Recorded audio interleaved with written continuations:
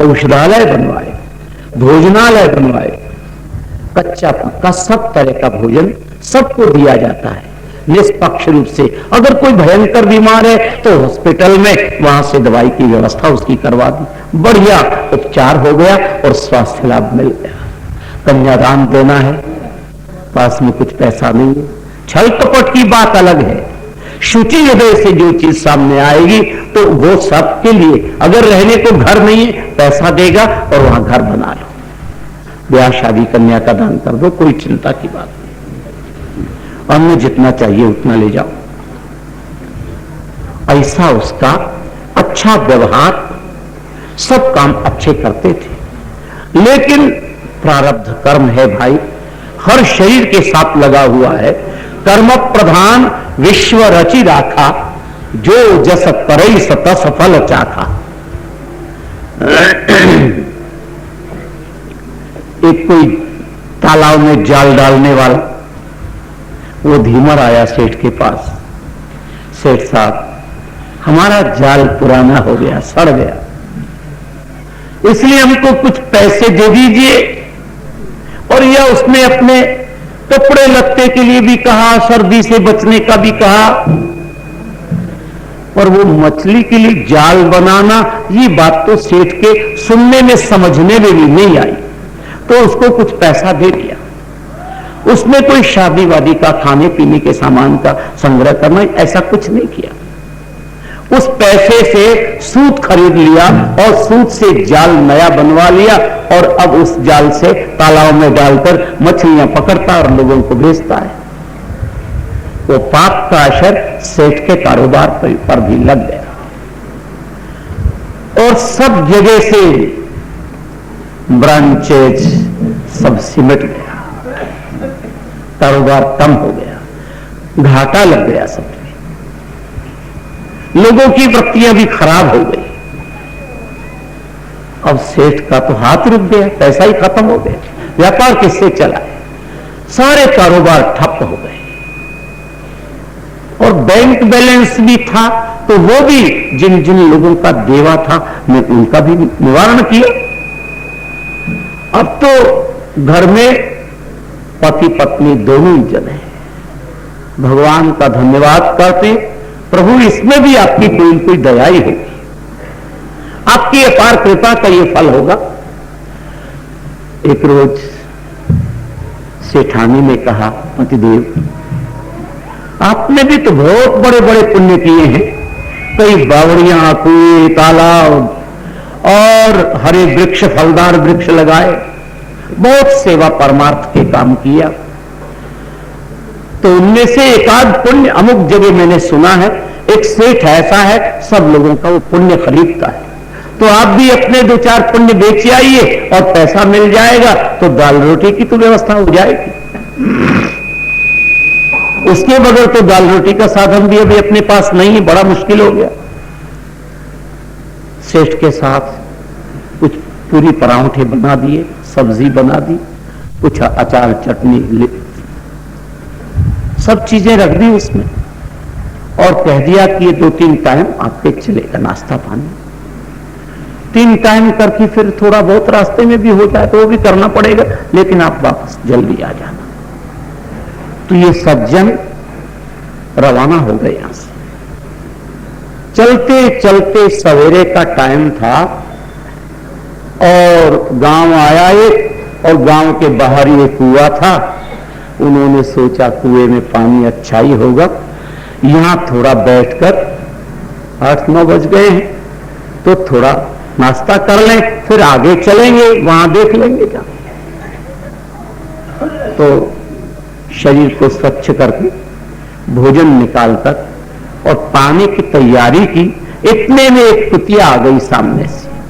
वो अभी ताजा ताजा ब्याही हुई है कुत्ती, उसको अगर कुछ खाने को मिल जाता है तो बहुत प्रसन्न होती है वो, और अंतरात्मा से दुआ भी देती है, आशीर्वाद भी देती है। अगर कुतिया को खाने को नहीं मिले तो अपने बच्चों को ही खा जाती,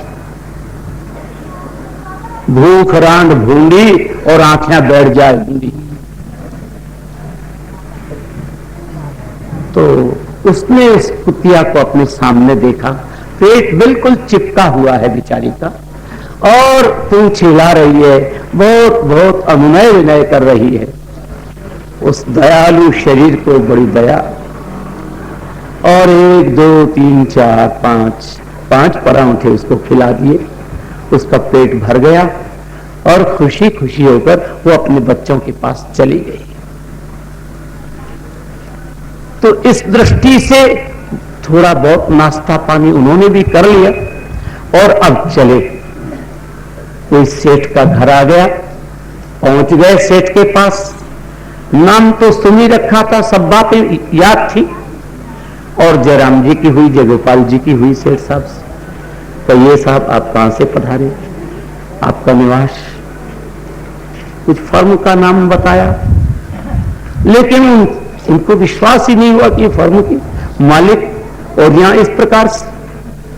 बोले महाराज सब दिन होतन एक समान, ये तो दिनमान तो किसी के एक जैसे हमेशा नहीं रहते, बदलते ही रहते, इनकलाबशील सारा जगत। तो इसलिए हमारा दिनमान थोड़ा ढीला हो गया है, और कुछ पुण्य बेचने के लिए मैं आया हूं। मैंने सुना है कि आप पुण्य खरीदते हो। बोले हाँ भाई खरीदता तो 10-20 पुण्यों की एक लाइन उन्होंने बता दी कि इस प्रकार के पुण्य मैंने किए। सेठ ने कहा आपने कोई नया पुण्य किया है, अभी अभी इस अवस्था में भी कोई पुण्य किया है? बोले महाराज इस अवस्था में क्या पुण्य किया जाए। हाँ एक बात तो रास्ते में जरूर हुई। घर से निकला, एक गांव तक पहुंचा, वहां गांव के किनारे बाहर एक कुतिया में बच्चे दिए थे तत्काल, और मेरे भोजन की सुगंधी उसको आ गई होगा तो मेरे पास आ गई और पूंछ हिलाने लगी, खुशामद करने लगी। मैंने उसको 5 परांठी खिला दी महाराज। वो तृप्त हो गई और अपने बच्चों के पास जा बैठी। बोले तो सेठ यही पुण्य मुझे बेच दो, तुम्हारी इच्छा के अनुसार मैं खूब पैसा तुमको दे दूंगा। लेकिन सेठ ने मना कर दिया, ये पुण्य तो मेरे को नहीं बेचना है। नहीं बेचना तो कोई बात नहीं, आप भोजन करिए, विश्राम करिए, फिर आपको पधारना हो शाम तक पधारिए। बोले ठीक है। एक दिन वहीं ठहर गए, खाए पिए, रात्रि निवास भी वहीं किया, और दूसरे दिन सवेरे वहां से निकलकर आ रहे थे। रास्ते में सोचा खाली हाथ घर जाऊंगा, घरवाली क्या कहेगी और उसको मैं क्या जवाब दूंगा। जीवन चलाने का कुछ भी साधन तो हमारे पास नहीं है। ओ भगवान, ये गरीबी का दुख सचमुच में बहुत बड़ा भयंकर दुख है। गरीब के दुख को या तो गरीब निवाज जानता है या गरीब खुद जानता है, बाकी किसी को क्या पता लगे भाई। जाके पैरन फटी दिवाई, सो क्या जाने पीर पराई।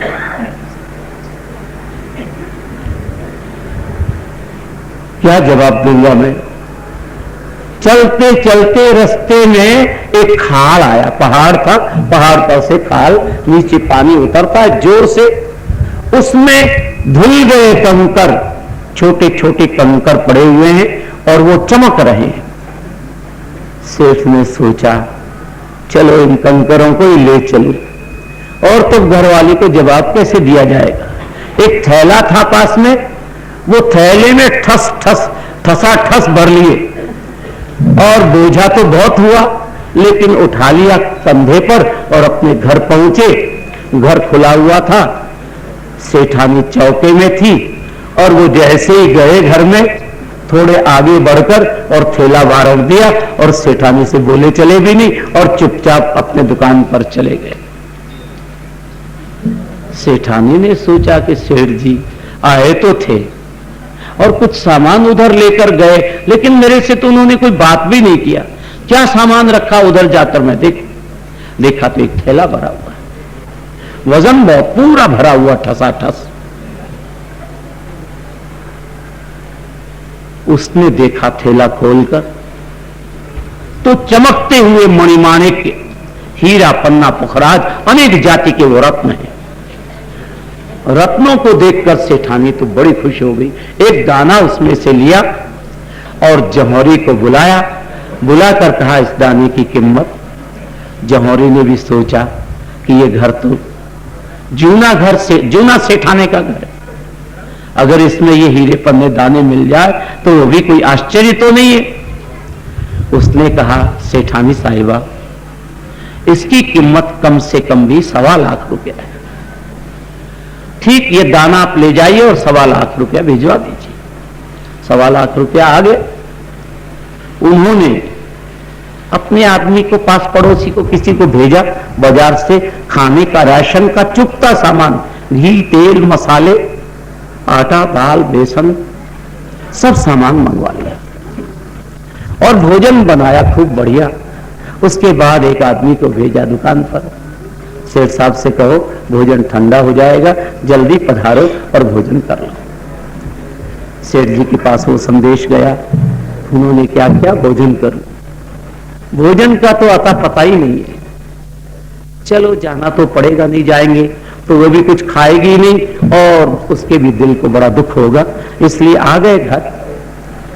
सेठानी ने पानी तैयार रखा, हाथ पांव धुलाए, आसन बिछाया, पाटा रख दिया और उसमें थाली। सेठ ने जो थाली सामने आई उसको देखकर तो बहुत नाराज हुए। अरे हम तो लोगों के कर्जे से अभी दबे हुए हैं, छोटा मोटा कर्जा भी लोगों का नहीं उतार सके और तुमको ये मिष्टान्न सूझता है खाने का, ये हलवा भोग लिया तुमने, कोई बोझा किसी और का चढ़ाया होगा, किसी और से उधार लाई होगी। सेठानी बहुत शांति और प्रेम से कहती है, पतिदेव और किसी से भी कर्जा नहीं लाए और ये तो आपका ही पुण्य प्रताप है, आप ही ठेला ले आए थे, उस ठेले में से एक दाना मैंने लिया और जौहरी को बुलाकर उसके हाथ उसको बेच दिया। 1.25 लाख रुपया उसकी कीमत मिली और उसमें आपके रसोड़े में देखिए ये 12 महीने का पूरा सामान आ गया। इस बात को सुनते ही तो बड़ा खुश हुआ और पहले उस ठेले को देखकर आऊं, बाद में भोजन करूंगा। ठेला जाकर देखा तो सचमुच में जंगल में तो उन्हें कंकर ही लग रहे थे, लेकिन अभी तो बहुमूल्य जीवन हो गया, परम सुखी जीवन हो गया और पहले से भी ज्यादा बढ़िया कारोबार चल गया।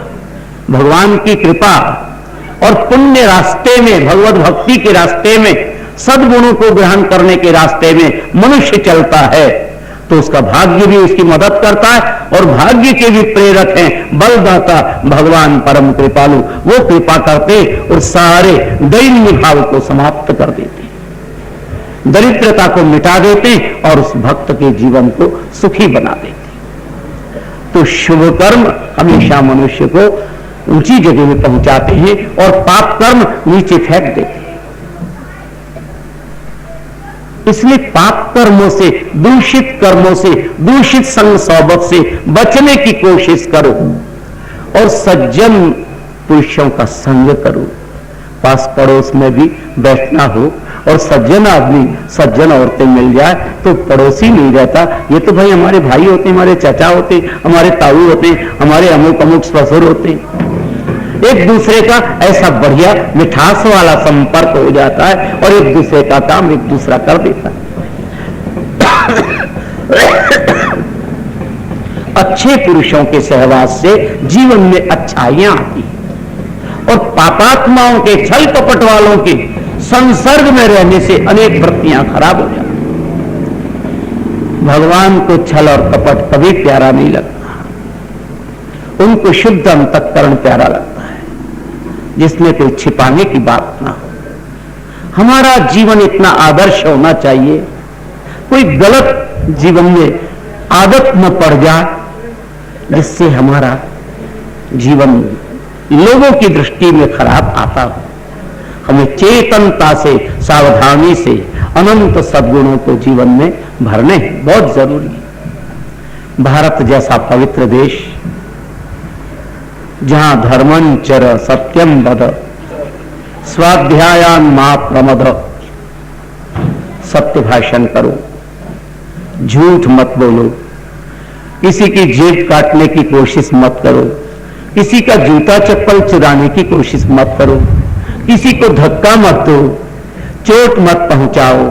अगर कोई गिरा पड़ा रास्ते में दिख रहा है, उसकी चोट लगी हुई है, खून आ रहा है, तो आप तुरंत ही और उसको पूछिए, होश में लाकर पूछिए, नहीं तो थोड़ा पानी, अमृत धारा कुछ देकर वो होश में आ जाए। उसके बाद कोई ठेले वेले का प्रबंध करके और हॉस्पिटल पहुंचाइए और उनको मरहम पट्टी करवाइए। ऐसे कोई प्यास के मारे तड़फ रहा है, उसको भी पानी पिलाइए। आपके पास एक लोटा है तो आधा लोटा पिला दो, क्या फर्क पड़ता है? आधा कम पी लेना, आधी रोटी खा लेना, आधी भूखे को दे देना, ये सब काम, और वो भी प्यार से, आदर से दो, अनादर से नहीं, तिरस्कार की दृष्टि से नहीं, अहंकार की दृष्टि से नहीं। ये सब उज्जवल भविष्य की दृष्टि से, उज्जवल वृत्ति से अच्छे काम करने का बहुत बढ़िया काम होता है।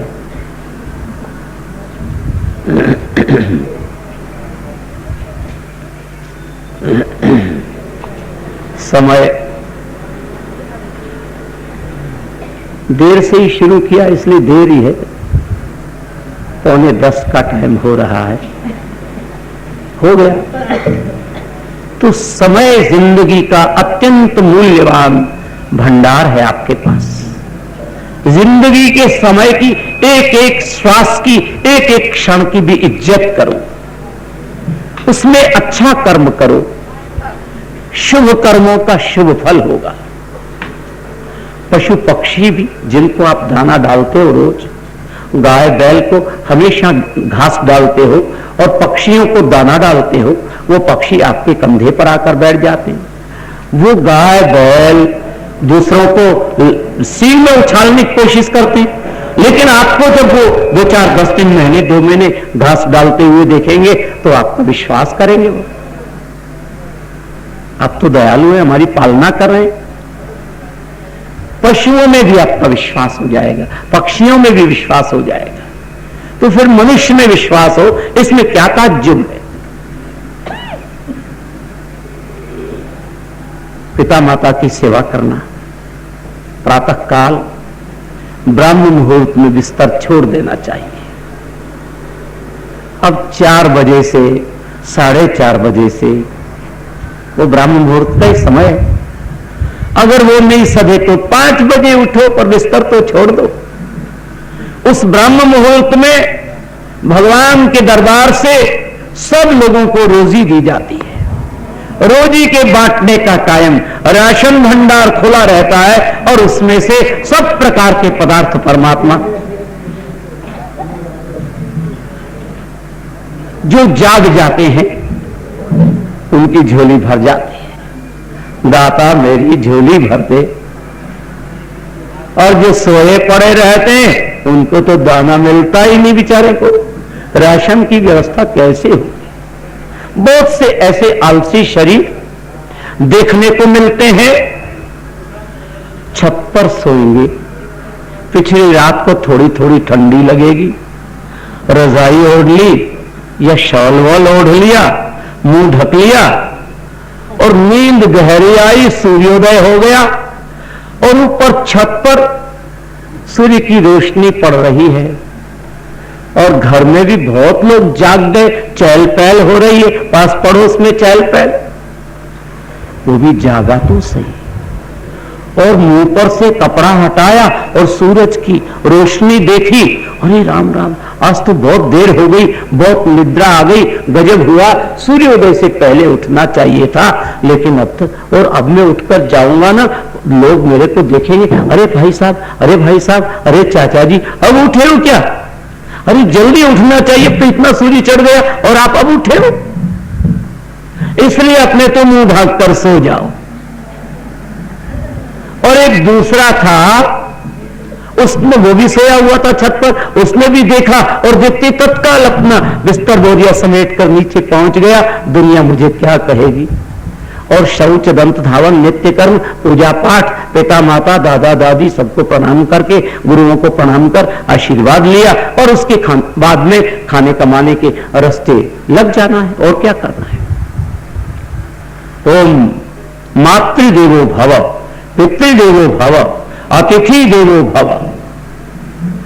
इन सबको देव बुद्धि से पूजा करो। माँ बाप, सास ससुर, गुरु, ये सब देव वृत्ति से हम इनकी, और अतिथि, इनका आदर करें, इनकी आज्ञा का मान करें। अनुशासनहीनता वाला हमारा जीवन न हो। इस प्रकार हम महान गुणों को अपने अंदर भर लेंगे। जल छान कर पिएंगे, वचन छान कर बोलेंगे, और ये जो सुल्फा, गांजा, चरस, धुआं धावा, ये सब चीज खराब है, इनसे बचकर चलो। पता नहीं कई डॉक्टरों के मत इस विषय में जानने को मिले, इससे कैंसर जैसी भयंकर बीमारी हो जाती। इसलिए इस तमाम दुर्व्यसन से बचने की कोशिश करो, पुरुषार्थ करो। भगवान मंदिर हमेशा जाओ। बच्चों को भी भेजो कि भगवान मंदिर जाओ, प्रभु के दर्शन करो, उसके बाद परीक्षा देने जाना। और गुरु जी महाराज हो तो गुरु महाराज के भी दर्शन करो, जाओ रामद्वारे में प्रणाम करके आओ और फटाफट स्कूल जाओ। और देखो बच्चे लोग को परीक्षा का प्रश्न पत्र देने का नंबर आता है ना, उस दिन माता जी आपकी कुछ न कुछ आपको खिलाकर भेजती होगी। नहीं तो आप ये कह दो, माँ मेरे को आप थोड़ा सा दही और एक आध पेड़ा दे दो, दही पेड़ा खाकर जाऊंगा, प्रश्न पत्र बहुत बढ़िया होंगे। तो बच्चे का दिल उत्साही हो जाता है, उसमें खुशी की लहर आ जाती है और वो बड़ी मेहनत करता है पढ़ने में, और योग्य बन जाता है, सत्यवादी बन जाता है, ईमानदार बन जाता है। थाईलैंड की राजधानी बैंकॉक में हमारा भारतीयों का एक मंदिर बना है, देव मंदिर उसका नाम है। तो हम तीसरे मंजिल पर ठहरे हुए थे। तीसरी मंजिल में एक साइड में सत्संग हॉल और भगवान का मंदिर, बिल्कुल नीचे ही नीचे स्कूल चलता है। बीच वाले में भी कई अतिथि लोग ठहरे हुए रहते हैं। तो मैं देख रहा था, बच्चे लोग आए और चार उसमें अलग अलग चौक जो था बीच का, 4 क्लास के बच्चे बॉल खेल सकते, ऐसा वो थोड़ी देर खेलते। इतने में शिक्षक आ गए, खेल वेल सब बंद कर दिया और बच्चे जाकर शिक्षक के सामने दोनों हाथ जोड़कर नमस्कार करते हैं। युवा, क्योंकि वहां भी बौद्धिस्ट है, वो लोग सब बुद्ध धर्म के मानने वाले हैं, और बुद्ध धर्म पर तो भारतीय छाप है ही, इसमें कोई बात ही नहीं। तो बच्चे लोग सब मास्टर साहब को नमस्कार करते हैं और फिर अपना बक्सा लेकर अंदर स्कूल में उनके पीछे पीछे दाखिल हो जाते हैं। ये अच्छे व्यवहार की बात। अभिवादनशीलस्य नित्यं वृद्धोपसेविनः चत्वारि तस्य वर्धन्ते आयुर्विद्या यशो बलम। आयु, विद्या, यश और बल, ये 4 चीज मिलती है भगवान के दरबार में प्रणाम करने से, गुरु के दरबार में प्रणाम करने से, माता पिता पूज्य जनों को प्रणाम नमस्कार करने से। जीवन में ये 4 बातें बिल्कुल स्पष्ट रूप से मिल जाती है। बहुत विचार है, बहुत बातें, अनंत शास्त्रम बहुलाश्च विद्या। अभी मेरा नाम केकड़ी से शाम को यहां पहुंचा था, तब यहाँ के प्रवचन की बात उसी समय नक्की हो गई थी। मैंने कहा ठीक, चलो कोई बात नहीं। तो आप सब लोगों से मिलकर बड़ी प्रसन्नता हुई तबीयत में कि आपने बहुत शांति से शास्त्र के संदेशों को सुना। बहुत हर्ष की बात है। भगवान आप सबके जीवन में सुख शांति बख्शीश करे, सबके काम धंधे रोजी रोजगार में परमात्मा देव बरकत बख्शीश करें। परिवार नारायण में, पास पड़ोस में स्नेह प्रेम का वातावरण हो, कड़वेपन का वातावरण न हो, मिठास का वातावरण हो। एक दूसरे की इज्जत एक दूसरा करे। आप उनकी इज्जत करेंगे, आपकी इज्जत वो करेंगे। आप उनको गालियां देंगे तो आपको वो फूल कैसे देंगे? कोई पत्थर फेंकेगा और चाहेगा कि हम तो पत्थर ही फेंकेंगे और ये हमारे ऊपर गुलाब के फूल वर्षा दें, बड़ा मुश्किल है भाई। आप गुलाब के फूल वर्षाओगे, आपके ऊपर उसे डबल गिर सकते हैं। इसलिए अच्छे का फल अच्छा है और बद का फल बद होता है, अच्छा नहीं होता। बातें बहुत है, हमारे राम अपने बोलने को विश्राम देते हैं। आप सब लोगों का मंगल इच्छते हुए और आपसे अपेक्षा करते थोड़ी देर राम धुन लगा लीजिए। श्री राम जय